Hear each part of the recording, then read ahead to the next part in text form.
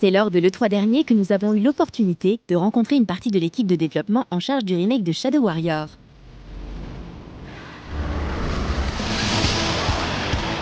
Sorti en 1997 sur PC et créé par 3D Realms à partir du moteur des Duke Nukem 3D, Shadow Warrior est un FPS culte. Une petite merveille d'humour et de gameplay débridé, mettant en scène un ancien garde du corps, Lo Wang. Armé de son katana, il devait faire face à son ancien employeur, l'Empire Zilla, dont le président était versé dans la magie noire et affichait des velléités classiques de super-vilain mégalomane, devenir le maître du monde. Le remake de Shadow Warrior est assuré par Flying Wild Hog, un studio polonais connu pour avoir développé le sympathique FPS cyberpunk Hard Reset.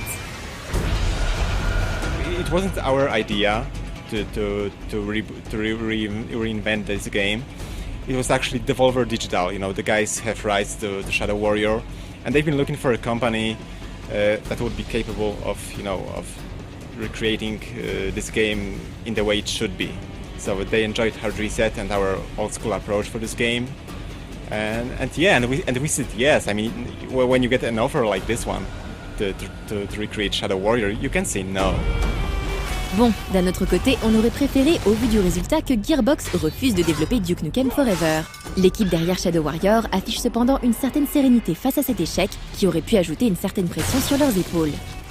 We regret what happened to Duke Nukem Forever. Of course, we are the fans of old school games, but that was actually encouraging, because we knew that we have this once in a lifetime opportunity to recreate the original IP and make it right. And hopefully, we managed to find a way to recreate Shadow Warrior as it should be, And I think the fans will be very pleased. Si le défi est sans doute moins complexe, Shadow Warrior n'ayant pas l'aura d'un Duke Nukem 3D, les développeurs devaient s'assurer de créer un jeu à la fois fidèle et rétro, mais pas trop, à même de séduire les fans. At the early stage of creating this game, we needed to sit down and think what made Shadow Warrior really unique.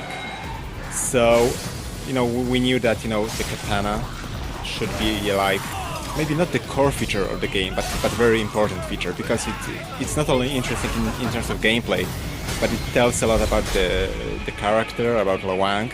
I mean, he's this warrior of modern times, but deep inside, he's this kind of child. I mean, he dreams about this sort of zombie invasion, and to be a hero, to take his sword and and to do the action.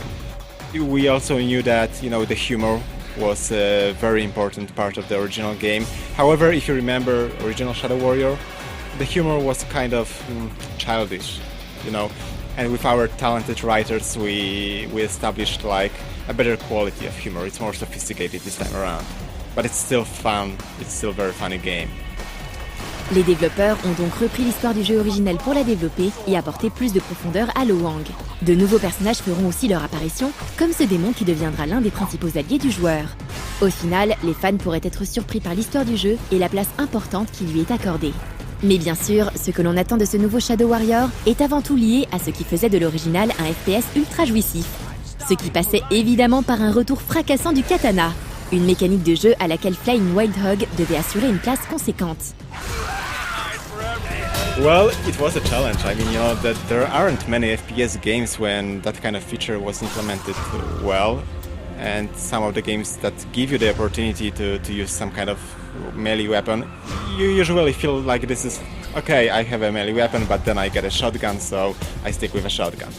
And we really wanted to make katana feel, like it should be. It's a very powerful weapon, and it feels great, to wield the sword. And if you want to, we don't want to force players to use katana, but if you want to, you can play whole game using this weapon.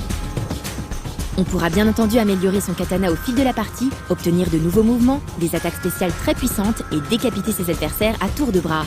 Ce Shadow Warrior version 2013 est gore, brutal, mais devrait proposer une violence exagérée, over the top, où l'humour aura une place essentielle.